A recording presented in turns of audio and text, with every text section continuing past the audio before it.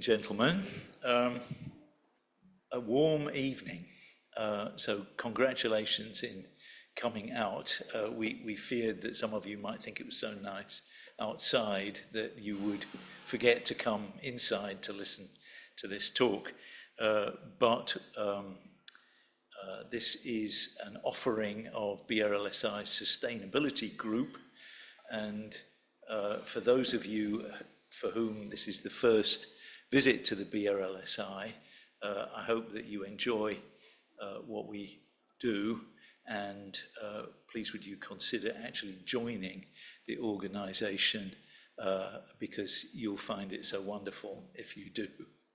Anyway, we're very lucky this evening. We have a visitor from London, Dilys Williams, who's a professor at the London College of Fashion, which is a part of the University of the Arts, London. And Dilys is a specialist in sustainable fashion. Now, you've already figured out a lot of that because you chose to come here, probably because you saw something about this on the BRLSI website, but I can tell you a little bit more, which is that Dilys is not a conventional university academic. She trained as a fashion designer in Manchester and subsequently in Glasgow, and then migrated to London, where she took up a career as a proper fashion designer, working with Catherine Hamnett. And after some time doing this, she figured out that actually there's a very important problem, and she's going to tell you about that this evening. So I hope that you give a warm welcome to Dilys Williams.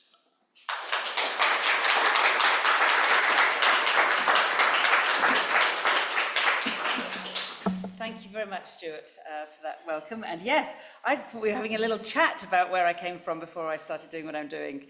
So thank you for giving a little bit of background to my role. And yes, I'm here hopefully to tell you about some of the dangers of fashion, but some of the opportunities as well. So thank you very much for inviting me here. Thank you for coming this evening. As Stuart said, it's a really lovely evening. And fashion and sustainability is a relatively new discipline. In fact, fashion as a discipline is relatively new. And certainly fashion and sustainability has only been talked about for the last 3 decades, maybe. But actually, there's a lot around fashion and sustainability that sits within communities and cultures that's been going on pretty much since we first stood on 2 legs, because that's how long fashion has been around. You know, it's been talked about through other disciplines, but actually it's maybe one of the distinctions of being human, how we identify ourselves and connect with each other through a second skin. So I think that it's potentially a really apt medium for talking about dangers and opportunities in the current context of our world. So I could talk a lot about that, and I see the title as Let's Talk About Fashion and Sustainability. So I hope that, as well as being able to share with you some of the things that I've been doing over the last few years, some of the things that my community that I work with, the community that I work with at Centre for Sustainable Fashion are doing, just to give you maybe an expansive view of what it means to be a creative thinking about fashion.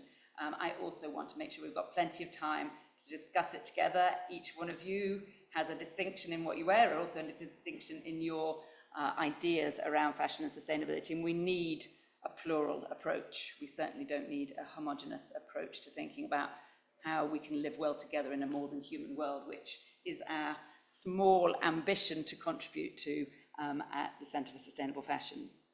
So being in Bath is an amazing place to be, with the heritage that you have around fashion and the Fashion Museum, which I know is going through a major change. I came up early actually thinking I could go to the museum, and then realizing that it was closed. So only a little bit early, only a short amount of time, but I'd be interested also to hear what's happening with that as well. So without further ado, I'm going to talk through, first of all, kind of context of where my work sits, As Stuart said, I stand as a designer, a researcher, and an educator with an extended practice in fashion design and sustainability. I'm really aware of the fact that each of us makes a decision every day about what we wear, and each of us makes a decision, therefore, about how we contribute to ecological, social, cultural, and environmental issues relating to our world, because everything that we wear is fashion worn as a second skin. Everything that we wear has human hands that have been involved either through wonderful livelihoods or through exploitation in creating the things that we choose to wear.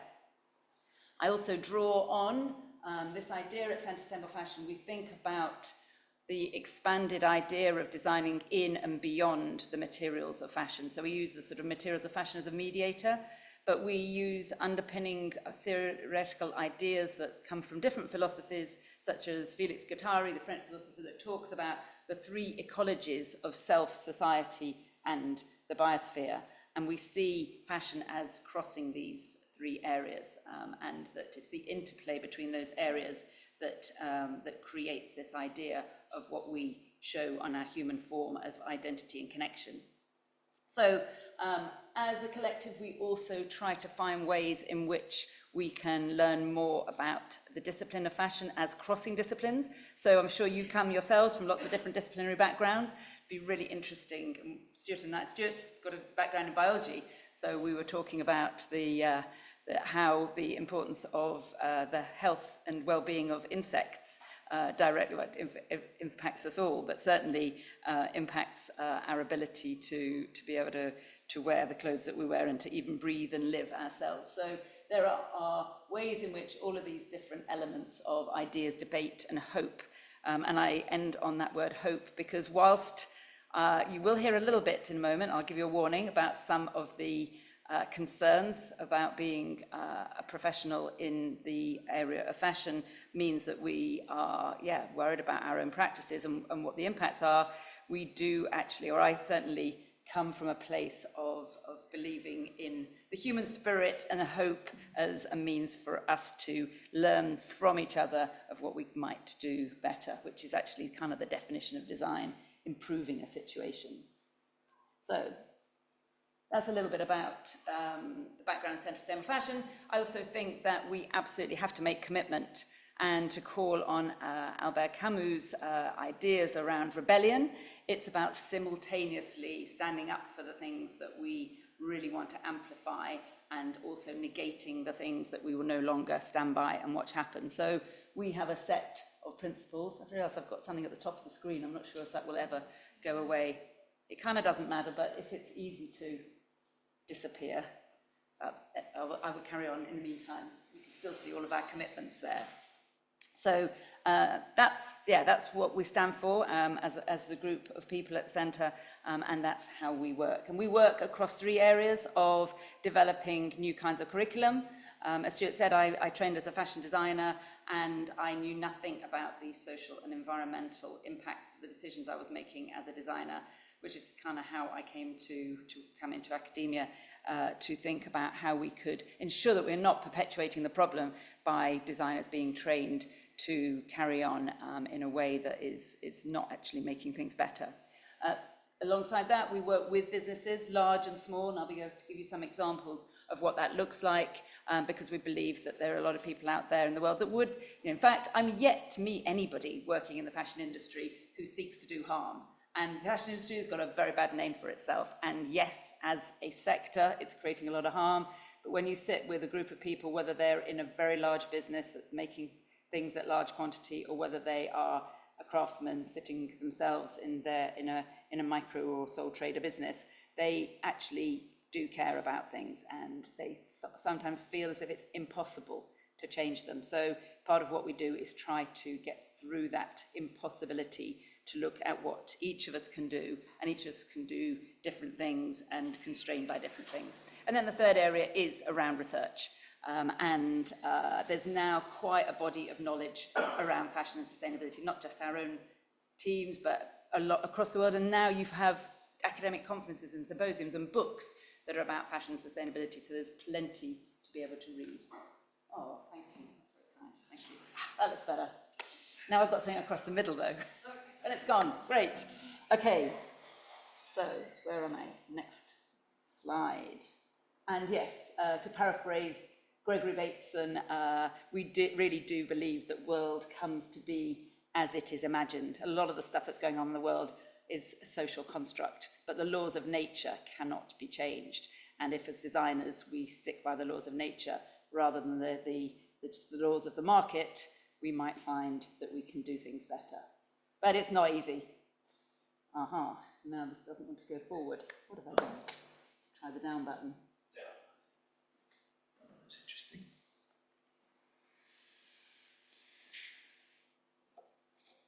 Sorry, I was being perfectionist about the bar.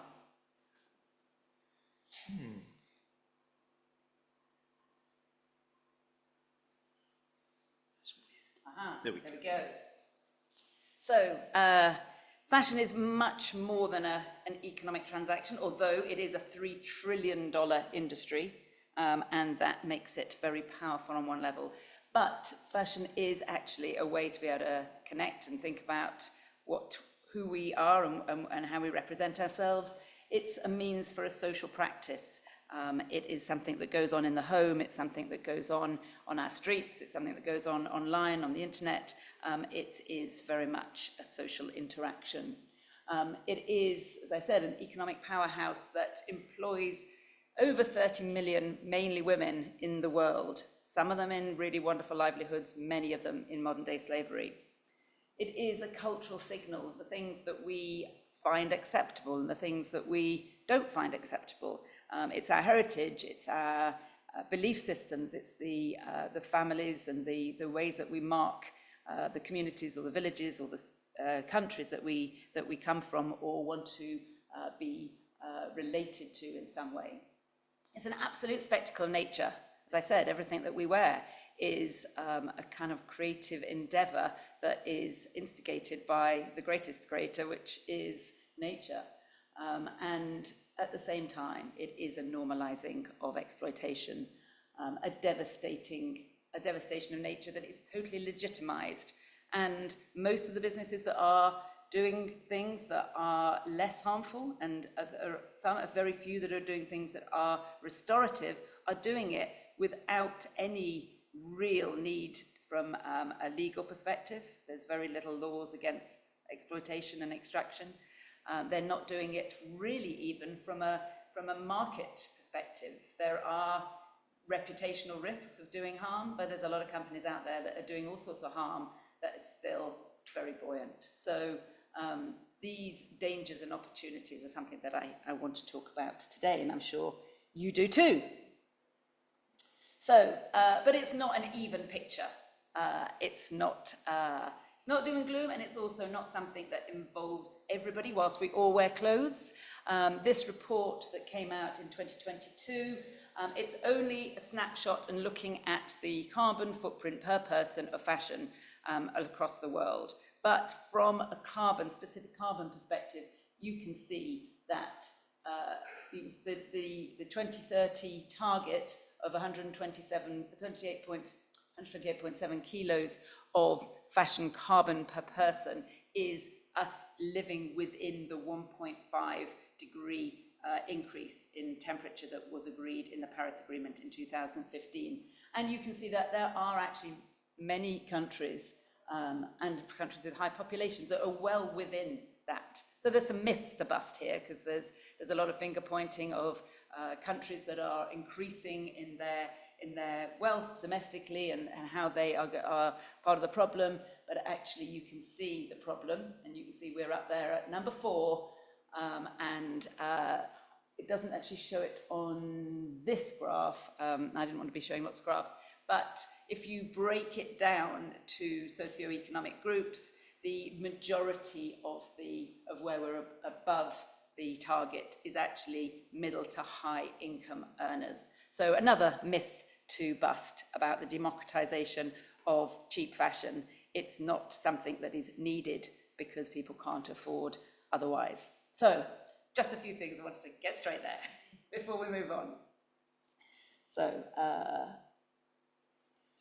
But whilst it's really complex and it involves social, environmental, economic and cultural aspects of fashion as a either contributor to or an exploiter of the world, actually there's something really fundamental here, which is if we recognized our interdependencies in nature, and some philosophies and some cultures actually do have a sense of understanding interdependencies into being, as Thich Nhat Hanh refers to it, Ubuntu, as in African cultures, this I am because we are.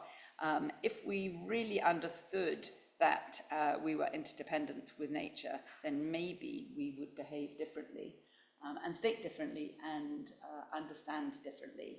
And sustainability, that's another conversation that actually we could spend the whole evening on. The word and the idea has been commodified into this idea of a t-shirt that has got a certain percentage of recycled materials in it.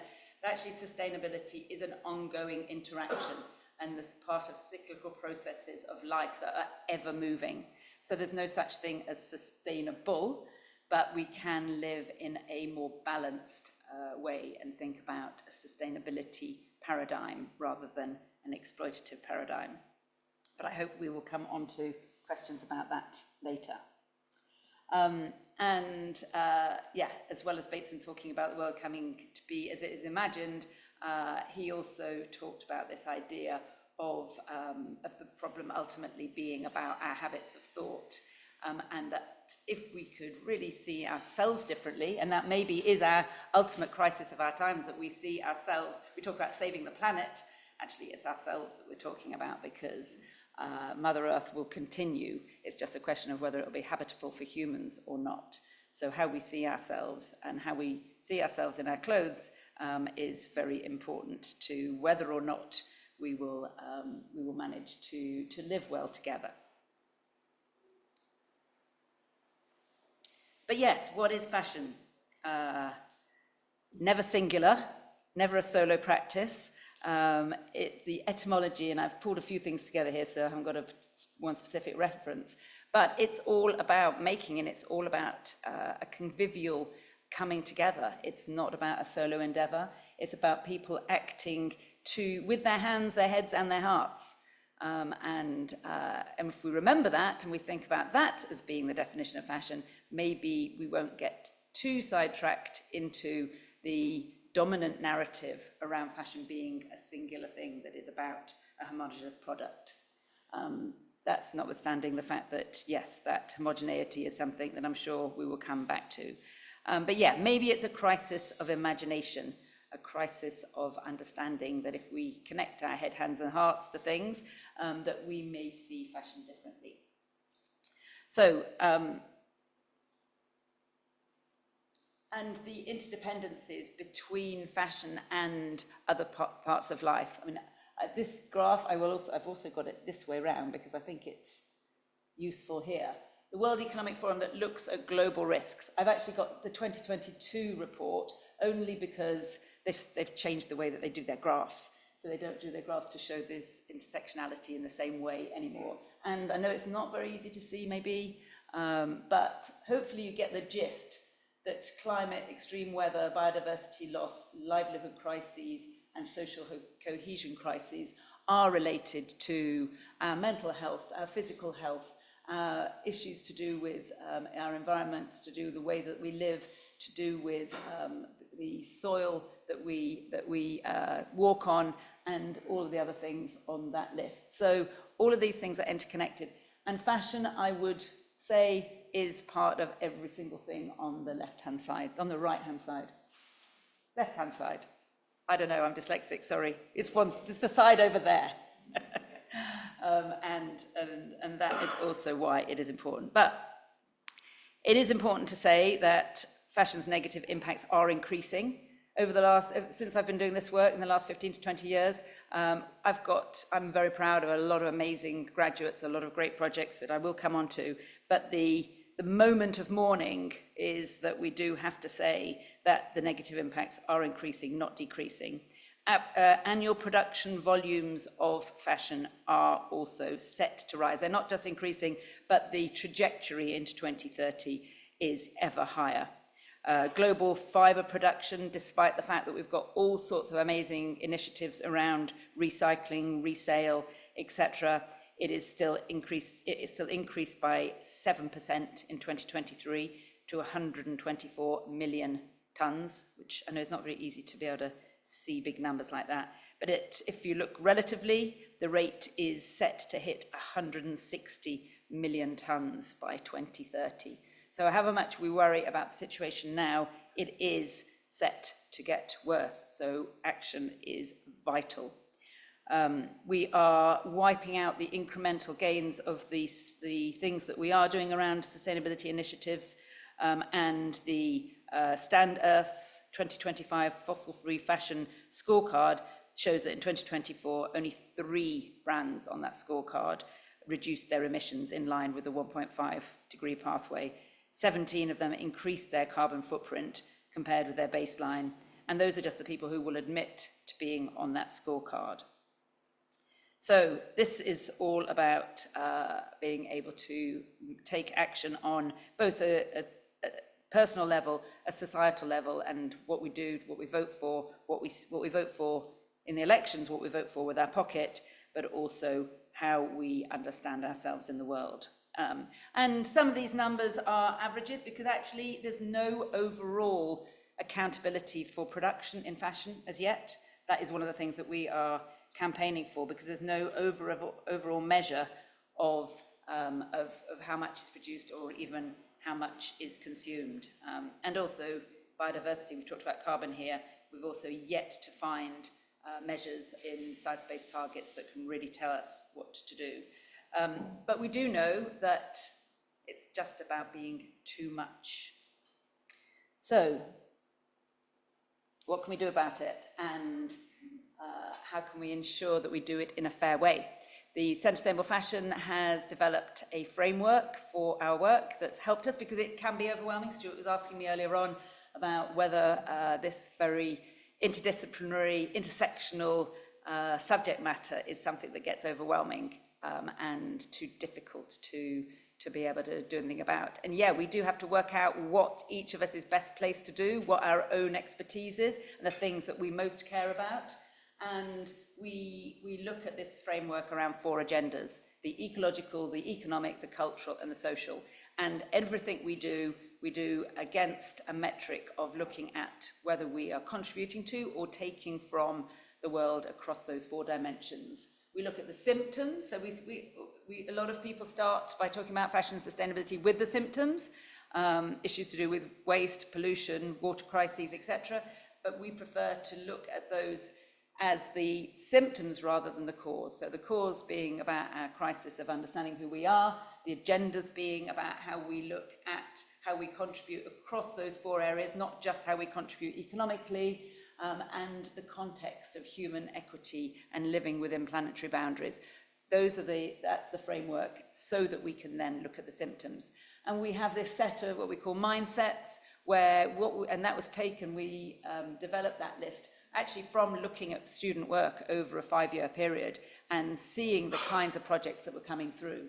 And some of them were about resilience, some of them were about resourcefulness, about human equity and standing up for human rights. Some of them were about more than human rights. So equity is not just between humans, but equity with other species, looking at, I won't go through that list there. It wasn't as linear as one student's doing this, one student's doing that. They quite often cross, but we saw these themes coming through, and actually we're very excited to see that these are the sorts of things that, when I talk about students, I'm talking about undergraduates, masters, PhD students, and also students in our open access courses. We have free to access courses that people access from pretty much every country in the world. So it's been interesting to do this study. So I'm just gonna, and I'm wary of time, because I want to make sure we've got a really good amount of time to be able to talk together. But I wanted to talk a little bit about these 4 agendas and give some examples about what it means to work in these agendas. So we work with small businesses and large businesses, as I said, with students and with politicians. And we found that this idea of the four agendas is useful. And I won't read it out, but you can take a moment there to look at what we mean when we talk about culturally engaged design.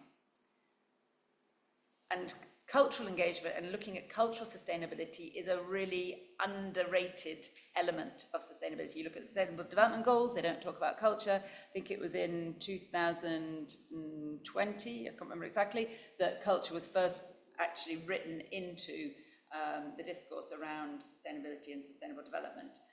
And as artists and designers, we feel as if that's actually maybe the superpower of thinking differently, because if we can change cultures and practices, then actually other things change maybe quite quickly. And we've seen how quickly things can change culturally and politically. So cultural change is maybe one of the key areas. And 3 examples, and all of our projects you can see on our website, and I don't have time this evening to be able to talk about all the ones that I'd like to talk about, but this idea of different kinds of cultures and practices. We've actually got a project at the moment that's the most challenging project I think I've ever done, called Governance for Tomorrow, which, yes, we have a member of our advisory board in the room, so maybe I shouldn't admit too much about just how difficult it is. But we are using our design skills to think about actually how you design a board in a fashion company, and who should be on that board, and what kind of knowledge and skills they need to have, and how they can think creatively. Because we did a little bit of background research before we began, and a lot of board members don't know what good looks like, and that is a problem and a concern. So but that's one example. And then a very different example, which I've got an image of that I'll come to, is one of a reader in sustainable design, whose project is Life in Clothes, and she's working with the fibre sheds in southeast and southwest of the UK, and she's working with the farmers to look at the natural cycles across the year to be able to work at the pace of nature. And the materials and the colours that she's developing in season. So, for anybody who is a food expert, it'd be like, yeah, we've been doing this for many years with farmers markets, but actually fashion hasn't been doing this. So A Life in Clothes is her work, and that's looking at cultural change and not expecting to see on a rail something that is out of season from an environmental perspective. Then another example is we're doing a lot of work around, the term decolonising we could also talk about for a while. So what I'll say is we're looking at plural ideas and plural perspectives and knowledges around what fashion and textiles are and what shape and ideas of beauty might be. The cut pattern is something that is a very Western perspective, and maybe actually from the material usage perspective is far more wasteful than some other cultures of thinking about how to design dress. So yeah, A Life in Clothes, you can find out a lot more on our website, and Mila also does a lot of talks herself. She has given herself the commitment to work within nature cycles and to work with soil experts and farmers to be able to learn from. So her fashion education is very different from a conventional one in really understanding what it means to be a designer in flow with nature. So that's her work there, and she's about to produce an almanac of fashion, so look out for that. And then a sort of social approach to ideas around fashion and having a socially engaged design mindset. Again, I'll give you a second to be able to read that rather than reading it out.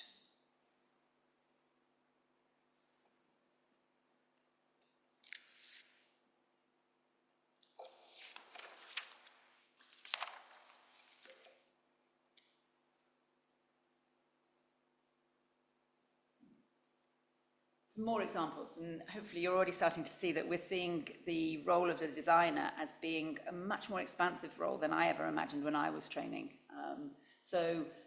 Ideas about what it means when you use materials and making to bring people together from different backgrounds that may not think that a university is a place where they feel comfortable, but then being able to work in community rather than expecting people to come to the university, to go out and talk with people, ask them to bring things that they want to talk about and express their ideas through, and to make things together, whether it's as simple as making a quilt, and what that means and what that says when you're actually articulating something collectively, through to the one in the middle, is one of our researchers spends a lot of time in refugee camps. She's just come back from Malawi and looking at this idea of women's entrepreneurship in a place where you're not allowed to have a business, but what it means to be self-sufficient in a refugee camp where your sense of self and livelihood and self-sufficiency can be really challenged. So that work also is helping her to learn how differently to be as a designer. And we now have an exchange where the students in London, who come from all sorts of different backgrounds, who come onto fashion courses, are learning with and from the women in camp. And again, we have to be very careful to make sure that it's an equitable exchange of knowledge. And we're still learning, and there's a lot of different complexities, as you can imagine there. And then our fashion values work is our open source resources and courses where the students actually look at each other's work and mark each other's work rather than being marked by a tutor. So this idea of a cultural exchange rather than a hierarchical exchange. So those are just 3 examples. And in fact, there's another one there because I couldn't help but put this one in as well, but I was trying to keep with the 3s.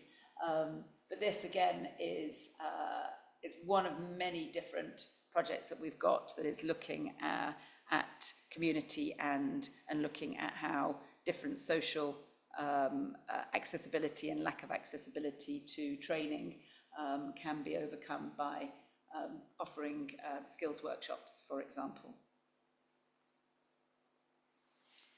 So then, I think the most sticky area is looking at economic sustainability, because we are talking about economic sustainability in different dimensions.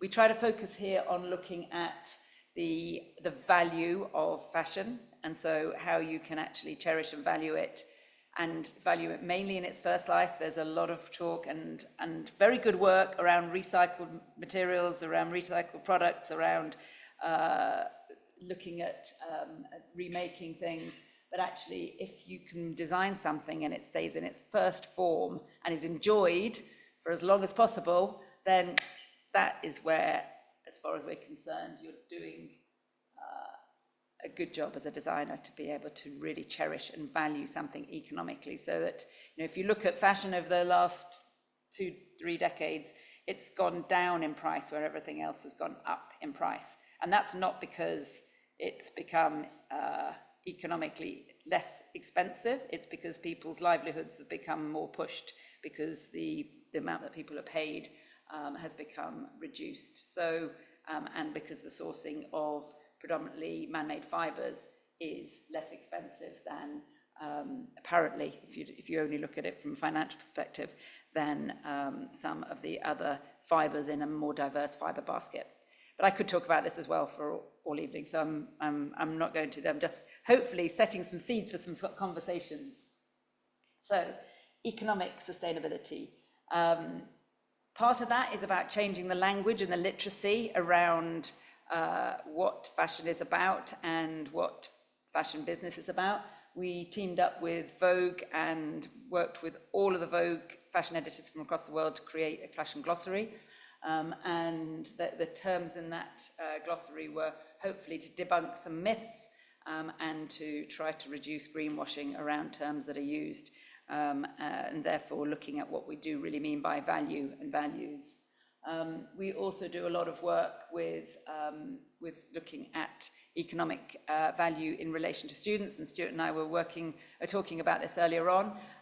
Students themselves are under a lot of economic pressure, and this idea that they have to keep buying new, and the pressure of that affects their mental health, it affects their sense of selves, and actually the economic pressures of life, certainly in London, and doing jobs and studying and not having the headspace to think differently. So this idea of economic sustainability crosses lots of different areas. So, and then the third area, and this is a passion of mine. We had a project with the Arts and Humanities Research Council looking at how small businesses really do foster sustainable practices, and we worked with a large number of small businesses. And as I said, over 99% of fashion businesses in the UK are small, and they're doing some incredibly interesting things, a lot of them. And they are under-supported. If there's any government officials in here or any angel investors, that's maybe another magic place where we could be doing things and learning more about how we could do things otherwise. And that's another project that I wanted to give an example of that really I think is very pertinent. It's on display at the moment at London College of Fashion, and Natasha, a member of the team, is looking at the reason she's working with post-consumer waste is not just from a resilience perspective, but it's because of clothing poverty, and that clothing poverty is a big issue in London and in East London, the area where she lives, and being able to help people to feel stylish and great in things that they can create themselves from things that already exist. So it's economic as well as material resourcefulness. And the glossary I've already spoken about, and fostering sustainable practices I've already talked about a little bit as well. There's a lot on our website about that, and this is just one example of one of the designers that we've actually worked with for a very long time. I was out last night actually, and there were a couple of designers there who have been in business for a really long time, and they are wanting to stay small, which is very difficult because everybody expects you to grow. And when you go to British Fashion Council and want to be able to show, actually I probably shouldn't have said that, but anyway, when you won't go to various places that you want to portray your work or want to showcase your work, the question is, what's your sales growth target, and what is your how much more do you want to sell? And so people that say, actually I'm very happy staying small, are not necessarily recognized for the benefits of that. So yeah, staying small has definitely been a theme of a lot of the small designers, and they want to stay small because they want to still be connected both to their customers and know what their customers want, but also to the people that are making their clothes and the people and where they're sourcing them from, and also it gives them creative autonomy. And that actually is something that is really important to a designer, to feel as if they're doing something that they can make the decisions around. So, where are we? All of the work that we have to do has an ecological context, because ultimately we do need to flip the nested systems of what is the most important thing. And as I said at the beginning, yeah, the only wealth is life, is nature. And so some of the people we work with are very specific about looking at the ecological context of their design work. And it's across different kinds of design work. And I wanted to show a real contrast here. So Lucy Orter, whose work is very much a performance, so it's not a brilliant picture actually there, but she has made a performance that she showed at the Venice Biennale around lost species. And so she's used her fashion design skills to create manifestations of animals and plants and birds that are close to extinction, to have a very visceral performance around raising awareness and getting people connected with that. At the other end of the spectrum, we work with very large companies who make very high volume clothes, and work with their teams to find out what really they think that they can do and what they think is impossible, because of they'll lose their jobs if they try to do it. So these circularity design guides are something that we've developed by working with those design teams, and a lot of them actually realize that they can do more than they thought that they could. And also when they work collectively and then go to the CEO and ask for some things, we've worked with companies that have agreed to stop using certain materials, to stop sourcing from certain places. So the things that appear impossible are only impossible until they happen. So that's a very different manifestation of looking at the role of designer. And the remodeling fashion is a methodology and toolkit that we use scenario planning to think about what the future might look like, and we gather all sorts of data and then work backwards into what we might do now. So those are three examples. And another example I wanted to put in here because it's a really exciting one for us. One of our students who was very specific about wanting to make sure that rather than contributing to carbon emissions, that fashion actually reduced carbon emissions. She has worked on an idea for the last few years that started with her MA work called the Post-Carbon Lab, where she's working with a biologist. And the Post-Carbon Lab is looking at how you can turn carbon emissions into colours and dyes. Don't ask me about the details though, because yeah, ask DJ. And I'm very, very proud to say that she's received a purple plaque. There are now purple plaques as well as blue plaques. The purple plaques are for women in innovation, and she has been awarded one of those. So there's hope. Right, so with all of these ideas comes accountability. And when you're talking about things that are cultural and social, as well as things that are specific to environmental impacts and economic measures, it's both qualitative and quantitative measures that you have to look at. And it's really complex and it's not easy. And not everything that you are doing you can see, and not everything you can see is what's most important, to, again, paraphrase Einstein.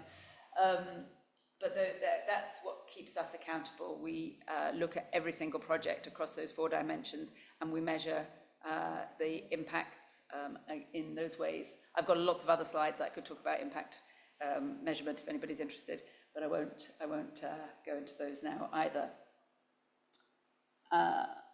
But yes, just to kind of pull this back to what we're talking about here, to say that it's a collective conversation. And that it also is about this idea of each of us has a distinctive part to play at a personal level. We have a part to play as a community, as a society, in what we accept and what we vote for and what we stand by. And also, ultimately, I mean, maybe we need to ask, what would nature have us do? And we'll only know the answer by being attentive to what we see around us. And actually the 2 questions we ask ourselves is, what would nature have us do? And what would the most vulnerable person in the world have us do? And it's not one answer, but it's about being attentive, listening out, seeing, learning, constantly learning. The more that I learn, the more I realize I don't know. But it is something that is hopefully keeping us all vibrant and moving, and forever understanding that this is about our sense of who we are in the world. And so therefore fashion is maybe more than we might have imagined. So without any further ado, going back to the rebel approach, what is it that you want to amplify? What is it you want to negate? When you stand up in your clothes, do you stand up in what you stand up for? Do you know enough about them? And what are the ways in which you think we as a university could be doing things differently? Because I'm always open to that.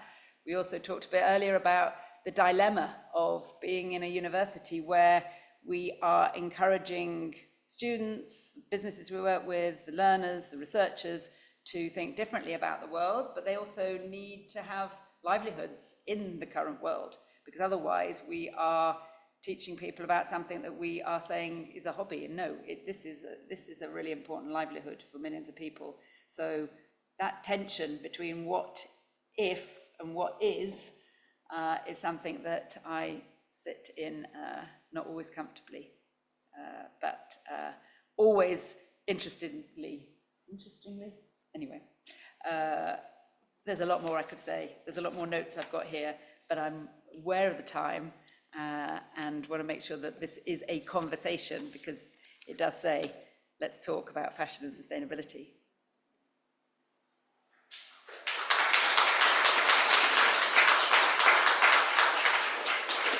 Oh, there we go. Keep in touch. So, any thoughts, ideas, questions? Conversations with each other? I should just say that I need to remind you that we have almost as many people online as there are in the room, and we need to include them. So if you have a question, please would you wait to ask it until I come to you with the microphone. So stick up your hand and I'll bring the microphone to you. And for those of you who are online, if you have a question which you wish to ask, would you please put it into the chat in the Zoom webcast, and I or somebody else will retrieve that question and ask it for you in the next few minutes. So let the conversation begin.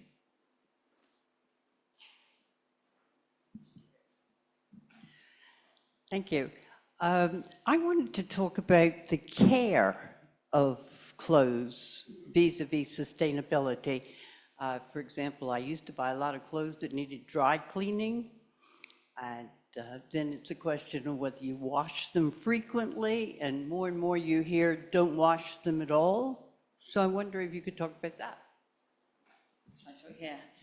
Great question, and there's no uniform answer, I don't think, to that. I've learned some things from trial and error. From a cultural perspective, there are studies to show that certainly in this country and some other countries, there is a stigma around dirt and this idea that you need to wash things often, and that maybe actually we don't need to wash things as often as we think we do. Different materials need washing in different ways.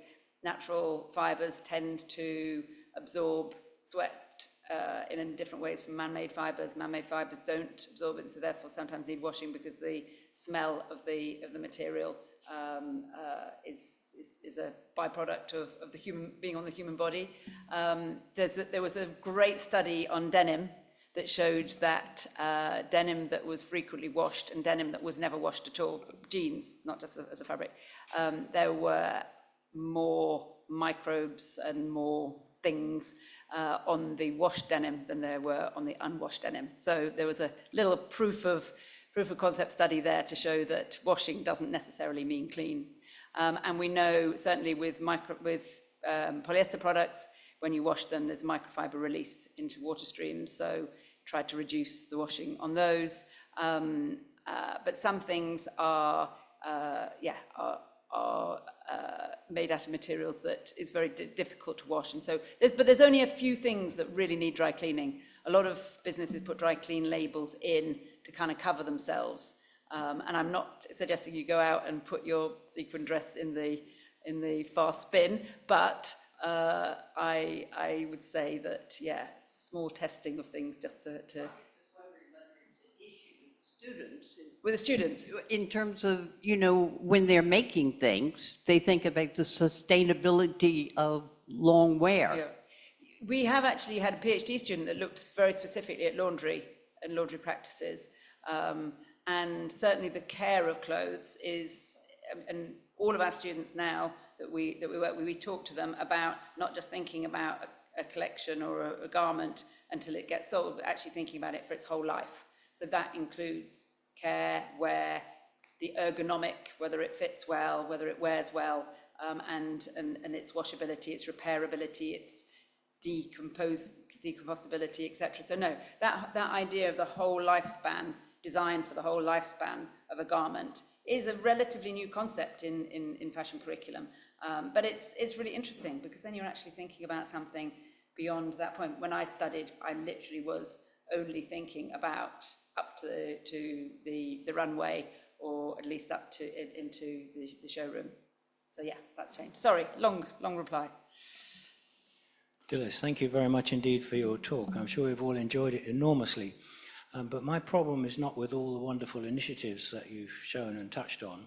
It is with the, let me give you the example, which I get from a book called Wasteland, which I'd recommend to anybody. It's written by Oliver Franklin Wallace, who used to be a foreign correspondent for The Guardian. And The Guardian writing I've always found to be extremely helpful. He gives a chapter in that book which looks at the shipping of fashion clothes out to Nigeria, where they come in these huge containers, and you buy a container of a different grade. And then, of course, what happens to the local industry? Because the local industry cannot compete. at the cost of the second-hand or third-hand or whatever, or even new products that are coming in vast volume. So it destroys their own textile industry. Yeah. Just wondered if you'd like to comment on that at all. Absolutely, and I've purposely erred on the side of looking at the possibilities of fashion, partly because I know that there is a much sort of broader narrative around, and in fact, The Guardian had a great article yesterday about clothes being dumped in Ghana, and they've actually run a campaign for quite a long time about clothes dumping, and the book you talk about, I'm sure, is great, and there are other articles. But yeah, this is why I'm trying to encourage a kind of more diverse perspective on fashion, because yes, the article yesterday talked about not only what you've just talked about with the dumping of clothes, and people are buying those clothes, mainly women are buying those clothes to sell in the market without even knowing what they're buying. And they open the bales, and the bales might have things that they can sell, they might have things that they can't sell. So they've spent money to, they've basically bought, they're a buyer, just as a buyer for high-end store is a buyer, but a buyer for a high-end store knows what they're buying. The buyers in Katamanto market don't even know what they're buying, and they also carry these bales on their shoulders, and it's causing all sorts of health issues for these women. And yesterday the article was talking about how some of these clothes are found not just in the markets, but actually in nature conservation areas.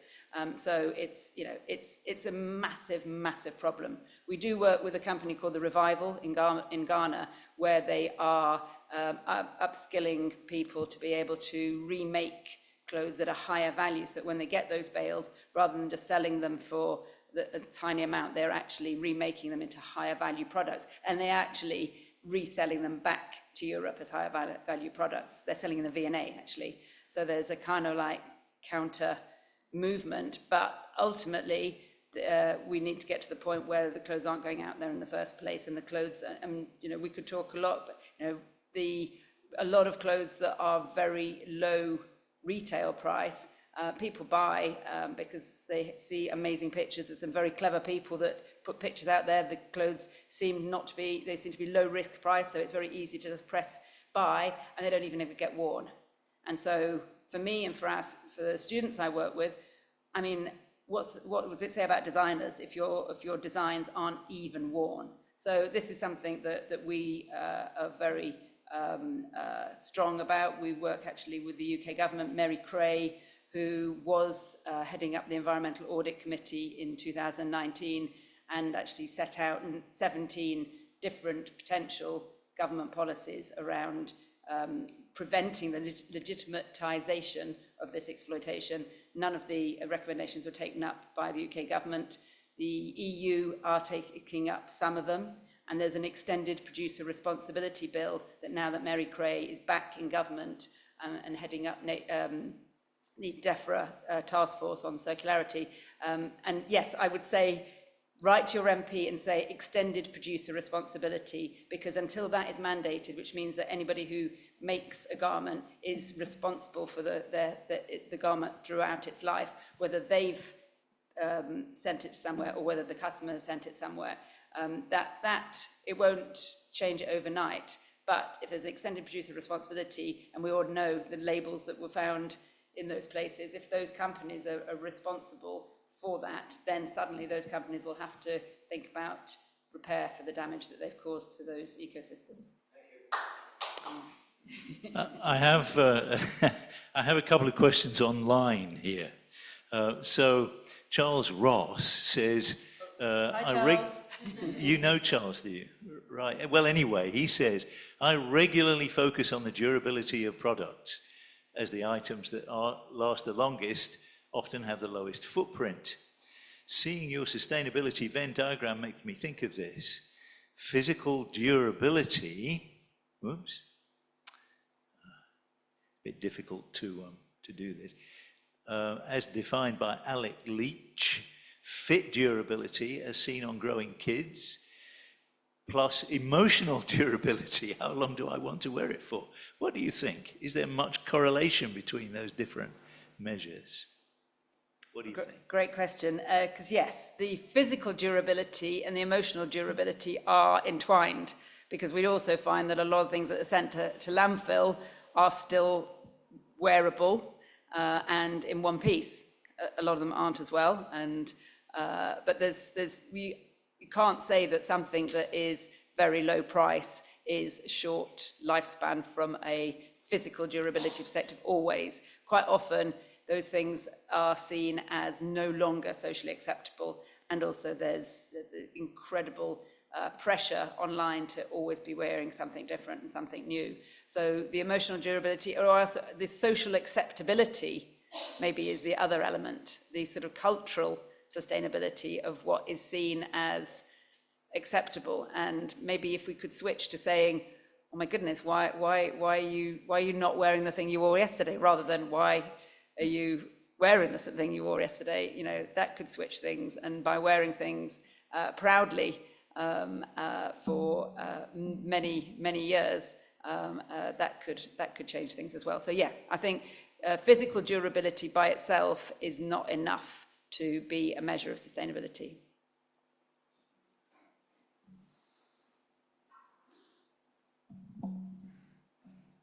If you think about the wider context of fashion and also society and social media, and then tie that into retail and the way that the smaller designers want to stay small, but the cultural shift is sort of global in that people are trying to wear the same, you know, it's no longer buy your fashion in Milan that you couldn't get anywhere else. It's now all around the world, and therefore you've got a global growth, a loss of cultural sense of where you come from. How can, within the sort of material world of property and retail and the drivers of the economy that kind of force people to extend their growth in sales numbers, react with, how can we sort of pull back from that and go, you know, I'm from China and I wear Chinese designers because they're local, they're small, and bring back the fashion kind of culturalism of different places that bring a certain value to those places and those ways of making the materials and the designs? Yeah, I mean, it's a big question. It's a big question. Big question. And I think that maybe there's not one answer.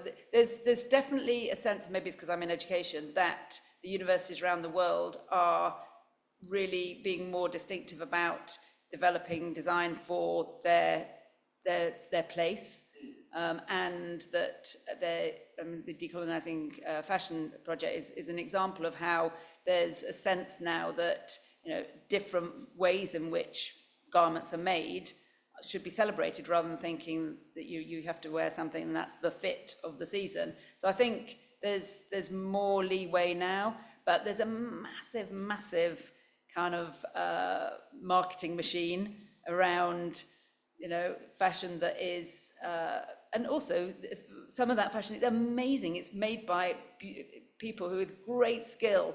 Some of the couture, some of the high-end design work that you see on the runway is incredible, and so you're never going to go, oh yeah, actually let's just keep to what's local. But the balance, it's the balance, and at the moment the balance is completely out. But it's mainly at that middle end. It's not the top or the bottom. It's the middle actually, where there's this homogenization and the sort of economies of scale. And yes, at the moment that's what is legitimized, and that is what has got an incentive for companies to keep working with. But if we think also about retail as being spaces not just for buying clothes, ultimately maybe they are places to do all sorts of things and have an experience, because the shopping experience doesn't necessarily have to just be a transactional experience of buying something. I mean, at the moment, I can't give you examples of how it's really working. Regina Pugh, who's an amazing designer in London, turned her shop into a place where you could learn how to cook Korean food, because she's a Korean designer, and she's got artists showing as a sort of gallery, as well as the clothes in there. But that's a tiny example. Selfridges have, to a certain extent, tried to make it a sort of lifestyle store, but it's really about going to buy stuff. But yeah, maybe we can get to the point where a retail space isn't just for buying material products. And again, in some of the scenario work we've done, we've looked at this idea of whether, you know, the retail space becomes somewhere where you do repair something, it's a convivial space, it's a place where you socialize, you listen to music or whatever. So, you know, it will change. Retail will change. Hi, I'm going to try not to be too long-winded, but my wife's a fashion designer and I research international development, so this occupies a lot of us. We're from Pakistan, and Pakistan is one of the world's largest exporters of textiles, as you would know. I've spoken to a lot of working class Pakistanis, and they cannot afford the clothes that they're producing. They're dressed in low quality clothes that are not appropriate to the weather in Pakistan and stuff like that. But I think there's that issue of the economics that I'd like to maybe hear more from you about, because if you raise wages in Pakistan, that makes it more expensive, and the factories in Pakistan close, which then is not good for workers who are employed in those industries. But those workers can't afford the clothes they're making. At the same time, if we talk about sustainability, that would be niche stuff, small stuff that it requires more labor intensivity, and is then even more unaffordable for those same workers.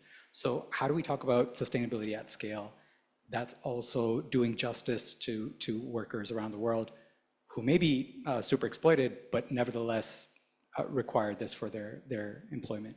Yeah, and I'm very wary of, I don't want to give a message that we should all switch to not buying clothes from high volume retailers, because that would, you know, we're seeing with tariffs, you know, the devastation that causes. So, and I don't know so much about Pakistan, but in Bangladesh, there's evidence that, you know, the fashion industry has helped all sorts of livelihoods, and that is really vital. I mean, it's the power dynamic and the margin dynamic.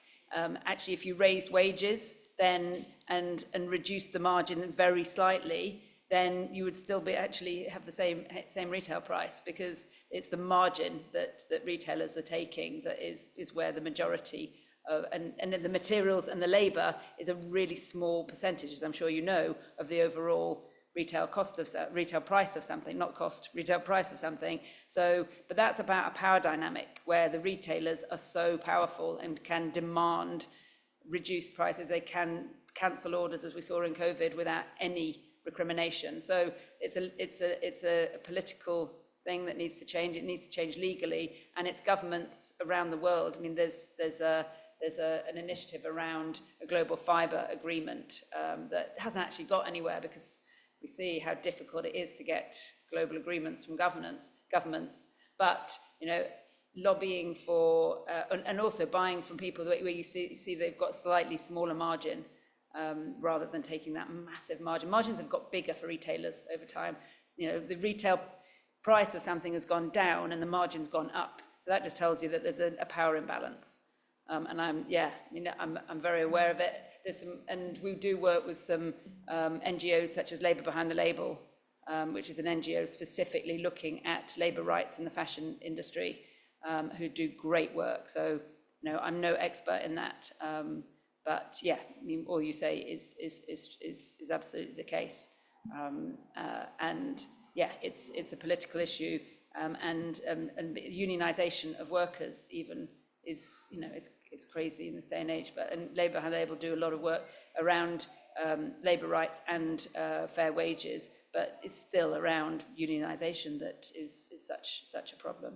But yeah, I don't know that I have an answer to that, but I absolutely acknowledge what you're saying.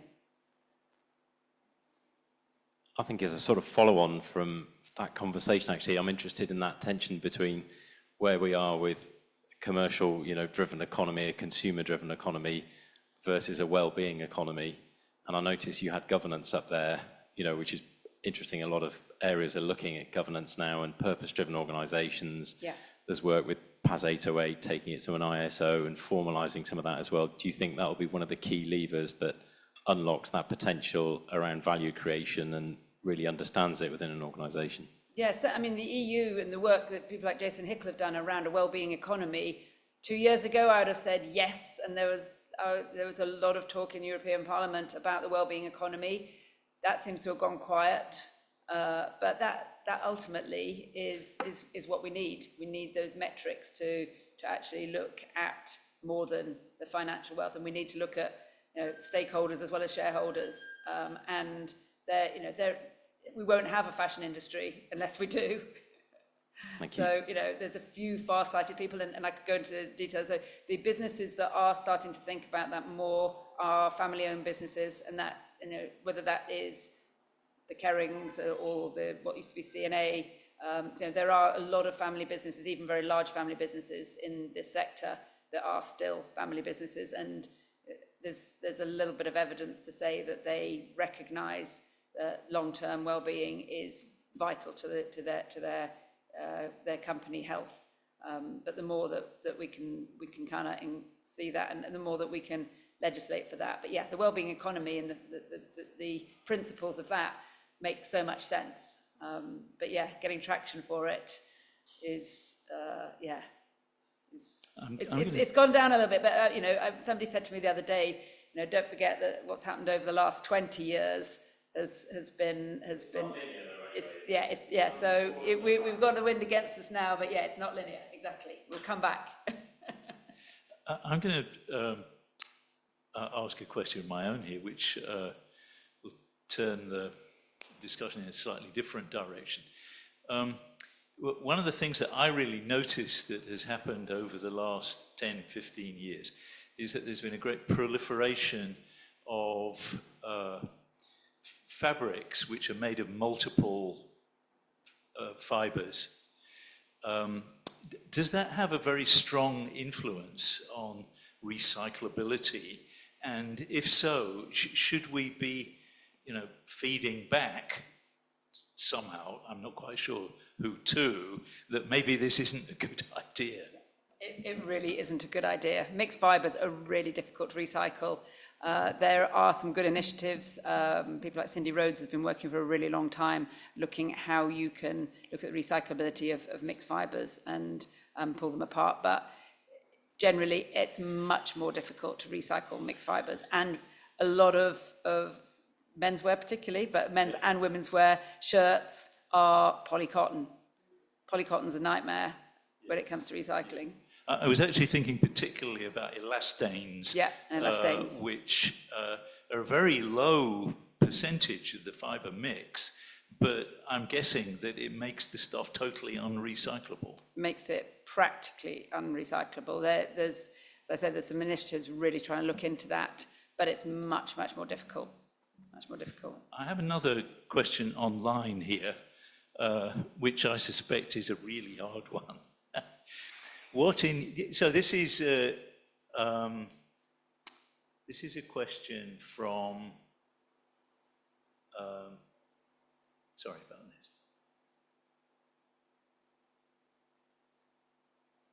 This is from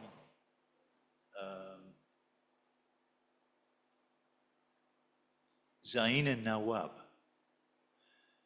and they say,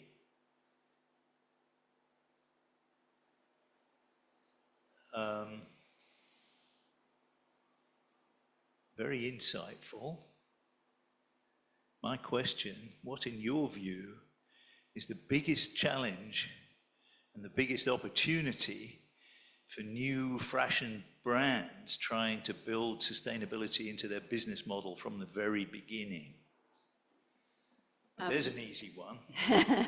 Well, building it from the beginning is potentially easier than trying to deconstruct something that is already established. But I don't underestimate how hard it is for a small business to get established. But there is more support now, both actually from universities and also from each other. There's an amazing network of small designers that are supporting each other. And the one, maybe I should say, one thing that I've really seen that's changed is that over time, designers have become far less protective about their sources of supply and what they're doing, and been far more open. Phoebe English was somebody that really did that. And in fact, Bruno Peters So Phoebe English is an English designer, and she opened up all her sources of all of her materials, her dyes, to other designers so that they could, because she said, I spent so long trying to find organic materials, I found taking so long trying to do this work, I want to help other people, and so she's done that. Bruno Peters did it online with everything. I mean, he's actually hasn't got his own business now, but everything he sold, he gave a breakdown of all the costs and the margin so that people could actually see where everything was from and how much everything cost, the whole balance sheet. So there is more. It depends where this person is. If they're in London, I think there's a number of different hubs around supporting small businesses, such as Fish Island, near where we're based at London College of Fashion in East London. But there's also an organisation called the Common Initiative. I think it's called Common Initiative. That is a group of small designers. So there are things online. But depending where they are, or contact Centre for Sustainable Fashion and come along to one of our events. We have loads and loads of designers that are just setting up their businesses. Okay, here's another one from online. This is Sura, who says, I'm a designer with over 20 years experience. I think the challenge designers struggle with is exactly as you've suggested, the need to earn a livelihood versus working within our personal values. Commercial businesses are still driven by growth and profit, and as you have said, prices are driven down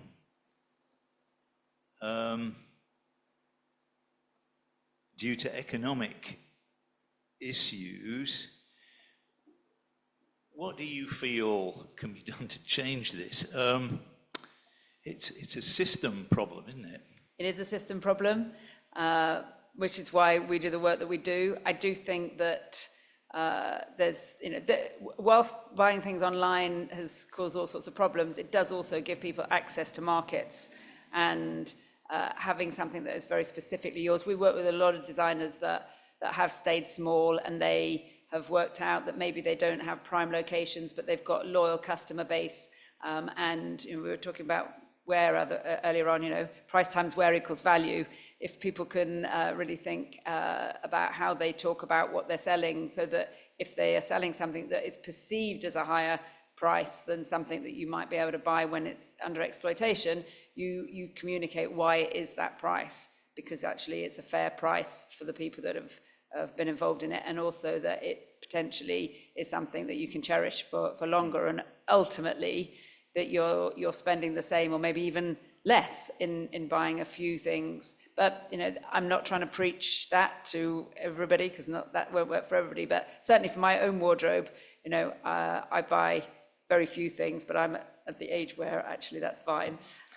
I've got lots of things already, I don't need anything new, for sure. But it's each of us working out, and as a designer working out how you can communicate the value of what it is that you've got. Yeah, and not necessarily through a £1 million advertising campaign on the tube. Absolutely. Here's another one. You guys are doing really well. It's a boiling hot room, and it's like 30 degrees. I was intrigued to know, if you were Prime Minister tomorrow and legislature wasn't the slow-paced thing that it is, what would you want to bring into practice tomorrow that could be really radical and transformative to the fashion industry, whether it's kind of everyone can only buy 5 things per year, or polyester is out, no more polyester manufacture? What would that thing be? What would that thing be? Yeah. Go guess, does it have to only be one thing? You've already given me 2 examples of what it would involve. I suppose if I work backwards from the end point of reducing the wealth-poverty divide and making sure that everything we do actually is for the value of nature, then I'd have to kind of work backwards from that, I think, and work out what I'd put in place so that nature benefits, and so that there's a reduced wealth-poverty inequality. So I don't know what the laws would be that would do that, but I don't know if that answers enough. I've got till tomorrow. Right, okay. I'll keep thinking about it. Who else, yeah, who else can help me out here? If the ambition is to reduce the wealth poverty divide and to ensure that nature is the ultimate recipient of the benefit, what laws would need to be put into place? The extended producer will go quite some way. That will make a big difference. Enforcement of existing environmental legislation. Yeah. Traceability. Yes, sir. Yes. Oh, yeah. So, sorry. So the extended producer guarantee will make a big difference. Effective enforcement of existing environmental legislation. You know, we just don't have enough of that, even within the UK at the moment. We can see that from our waterways. Some radical transparency around traceability. Will make a big difference. More regenerative design, and there's definitely, and that kind of applies really across the whole value chain of fashion and other industries, both from a social perspective to capture the observations you made earlier, as well as from an environmental perspective. And I suppose the other bit that's really difficult for all of us is to, at the point of purchase, feel like we are well informed. Yeah. And I think that's a challenge. And the cultural, you know, we can't legislate for cultural change, but some of the other levers can make these costs more visible to all of us. And then it's about the governance across the top of that, and making individuals, whether it's company directors, whether it's boards, much more accountable, and indeed for us as you know, as pension savers, pension members, to ask those questions as well. So it's linking all those bits along the chain, I think. Right. When are you going to stand? And what would you do next year? That's a great list. Actually, somebody at the back here had an idea too. I was going to say, if you've been given that genie lamp, then you can think outside the box a little bit, and maybe you could legislate for ethics, and then none of the rest would matter, because we'd all be moving in the same direction anyway, perhaps. Yeah. How are we doing in the room here? Is there anybody, you want to come back? Thank you. I wrestle with the ethical consideration because they're very normative. And I think that cultural dimension, Dilys, that you brought in is very salient there. And we can be quite privileged in our economy with our set of institutions, as imperfect as they are in terms of thinking about the kind of ethical or moral choices that we might make. And actually, a lot of what we've done is offshore a set of production to other geographies where they are hidden from our gaze. So I think it's.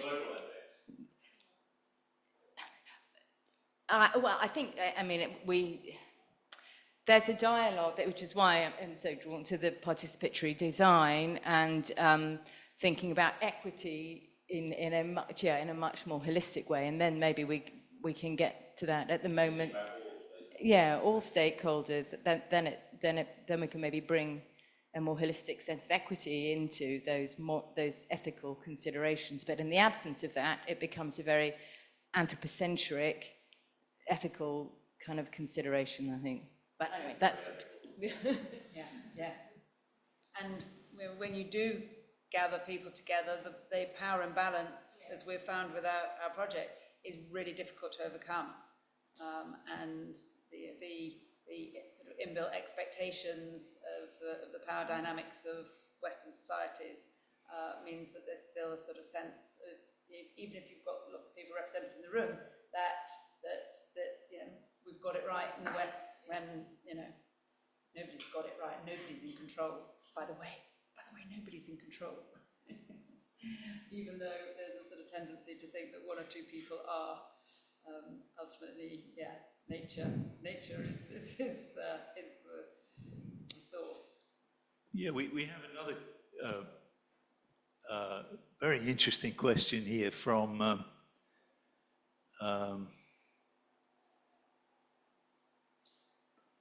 Shuking Wang. And they ask, in the past few years, how many student sustainable design projects have actually been adopted by enterprises or been commercialized? And what are the obstacles in the way of that?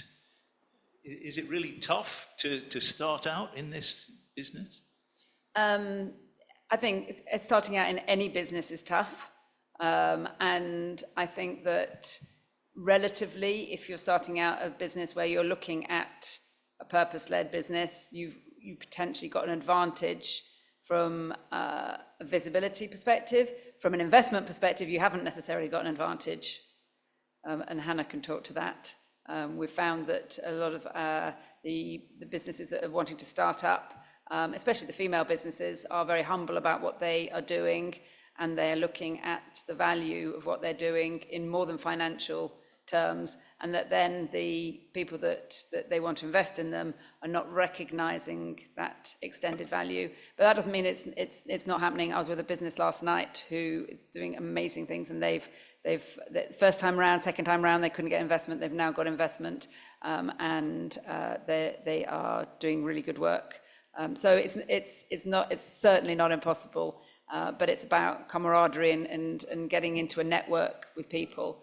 And there are a lot of women entrepreneurs that are looking at becoming investors themselves. So it's I think, Hannah might correct me, but I think it's easier than it was. Doesn't mean it's easy. And I think the question seemed to have two parts, one about starting up a business and the other. It was, yeah, essentially that was it. Okay. Yeah. Okay. Oh, how many of the designers that we're working? Is it possible to give figures on that kind of thing? I don't know if it's possible to give figures. I would say that we have got figures on graduates that are starting their own businesses versus graduates that are going into existing businesses. And they're from the university that I'm working in. There are more graduates starting up their own businesses than ever. And in fact, there are more graduates starting up their own businesses than there are in any other universities in other disciplines. So the creative sector is vibrant with So with Adam startups. Smith would be reassured to learn that enterprise is alive and well.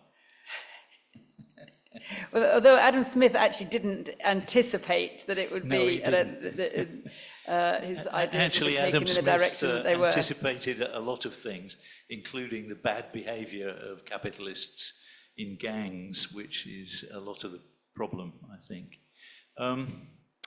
Yeah, we have a return questioner. Personally, I want to ask the question of sitting from the outside, someone's not in fashion and doesn't think of themselves as very fashionable, but wanting to purchase with a conscious mind.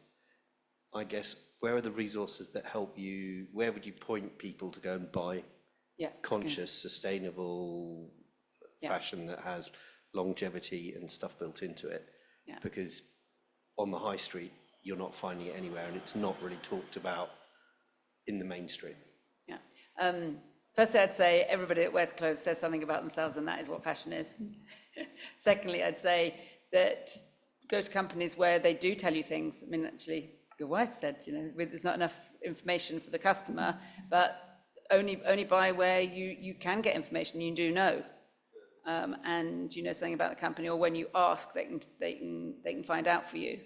I mean, there's also, working directly or buying directly from somebody who is making themselves. So there's buying from small people, buying things that already exist. There's a lot of things that already exist that are beautiful quality, whether you go to a market or a secondhand shop or wherever, but there's the provenance of things that already exist is sometimes easier to work out. Oxfam did an amazing campaign where they were actually using RFID tags to look at where things had been and the lives of things. As far as I know, they've stopped doing that, and I don't know why, because it seemed like an amazing project. But if you're buying new, buy from people who tell you about what it is they're doing, and who will answer your questions. It's like an MP. Only vote for them if they will actually tell you what it is they really are doing. One last question, and we have a questioner right here. Thank you. My question is really slightly outside of the fashion industry, and it's a comment that I'm seeing, or I think I'm seeing, a lot of action by individuals to do repairs and to create their own clothes by knitting, by sewing, whatever. Do you think that is a growing trend, or is it just a blip? I think that it is a growing trend. We see it's a growing trend, but it's a growing trend on the back of the fact that not that long ago it was regular practice, and it was taught in schools. Repair was taught in schools, and most people had sewing machine in their houses. So we went from most people understanding how to make clothes and repair clothes to a real diminishing of that. So the fact that it's growing again is kind of from a low start or a low restart. I mean, we are seeing a lot more kind of skills cafes where people are learning, and online. I mean, with all the different good and bad elements of what you find out online, even my own children learn how to repair things by looking at YouTube tutorials, and there's a lot out there that are really useful. So I think it is, and also that it gives you more autonomy, and you've kind of got more ownership. There's something called the Maker's Manifesto that says that you only really own something if you've taken it apart and can put it back together again. So I think there is an increased interest in this idea of, you know, what is it I'm wearing, and is it something that I actually have taken part in? So yeah, I do, and it's something certainly we teach as well. So yes, I will stand by that and say it is growing, but it's up to all of us to continue that. Okay, I'm going to abuse the system and claim the last question. We've heard several mentions of the idea of manufacturers and retailers taking responsibility for what happens to their stuff. What do you think of the idea of renting clothes rather than selling them? There is, again, go back to the previous question, you know, there was a time when rental was something that was certainly certain kinds of clothes normalized, and then it diminished greatly. It's coming back again to a certain extent. Resale is kind of more vibrant than rental, but there are a few businesses, rental businesses, and you know, it's a kind of no-brainer, especially if you look at something like a luxurious handbag that is very expensive, that maybe by renting it, you can keep it in the same condition. It doesn't have to be washed or dry cleaned every time it goes back. So there are a few rental companies that are starting up. In fact, Loanhood is one of those, and one of the members of our team actually runs Loanhood alongside her work in the university. So there's some evidence of it. At the moment, whether it's rental or resale, it's not actually replacing new purchase. So we haven't kind of reached that tipping point yet of people using those services instead of buying. So that's what we really need to get to. Gosh, we've learned a lot tonight. Thank you very much. I fear you're almost running out of voice. No, but thank you so much for telling us about stuff that we ought to have known more about before, but about which we now know much more than we did. Thank you very much. Thank you. Thank you very much.